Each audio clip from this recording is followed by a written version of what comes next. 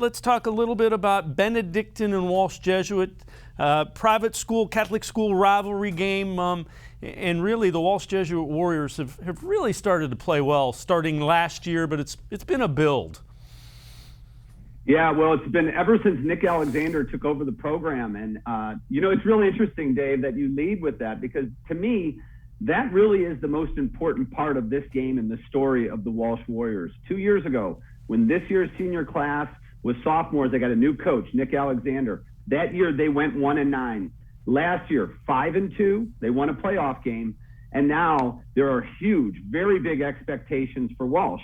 And I spoke with Coach Alexander this week, and he said the good thing about this senior class, and they're going to lean on these guys, Dave, they're starting 9 seniors on offense and 7 on defense, and the majority of those players have started since they were a sophomore in Coach Alexander's first year. But back to Coach Alexander, his comments were these players know what 1-9 looks like, and they know what it's like to win playoff games and have the high expectations. So, his words, you guys earned it. You deserve the hype. Some places in the state have them ranked as high as 7 in Northeast Ohio. And again, 1-9 2 years ago. That is a tremendous turnaround. Coach Alexander credits it with total buy-in from the program. He's got 4 or 5 offensive linemen returning. LaShawn Crenshaw running the ball. Christian Ochi is a big-time wide receiver. And you got guys like Jack Romanini on the defensive side. He'll also play some running back. So this is an experienced team that knows what it's like at the bottom and at the top. And they're trying to get that Walsh program back to the excellence it had with guys like Vrabel and that era. Another team that knows tradition, Dave, is going to be across the sidelines, and that's the Bengals of Benedictine. Now, last year, they had a very talented squad with a senior quarterback in Ronnie Schultz, a big offensive line, but those guys are gone. They're going to replace all 5 offensive linemen. They're going to rely on guys like Patrick Morse and Anthony Iliano to fill those spots, but they do have Carlton Yarborough, the quarterback who came in when Schultz got hurt. He's got some experience playing as a sophomore last year, and they've got speed. 2 guys I want to talk about real quick, Dave, on defense. Darrell Bedingfield, he's a Toledo commit. He flies around the field. He can get to the football as well as cover wide receivers. And offensively, they've got Marvin Conkle. He's a wide receiver who a lot of people are really high on. He can go up and get those 50-50 balls. He's also dangerous, so look for Benedictine to try and get him the ball in open space, bubble screens, that type of thing. But what a matchup to kick off week 1. Yeah, and you know what? Good for them. Both of those programs back up and doing well. All right, the game that we're doing, Cleveland Heights travels to North Canton Hoover. And I've talked about this a little bit. Cleveland Heights offensive line, I want to run behind them, and you want to play quarterback behind them. I want to do anything other than be last at the dinner table behind those guys. Listen, let's talk offensive line. Their right tackle is Justin Austin. He's the small one of the group. He's 6'2", 88. The 4 other people standing next to him in the huddle are north of 300. They're north of 6 foot.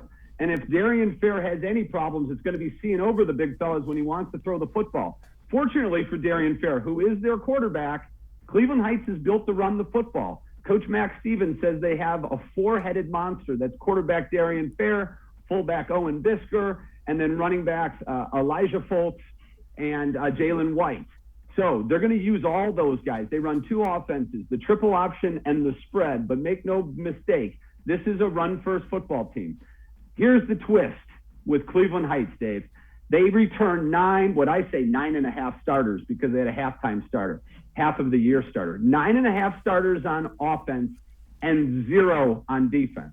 So the concern is how quick can Coach Stevens get his defense acclimated? What he did say this week is that they have simplified the defensive scheme.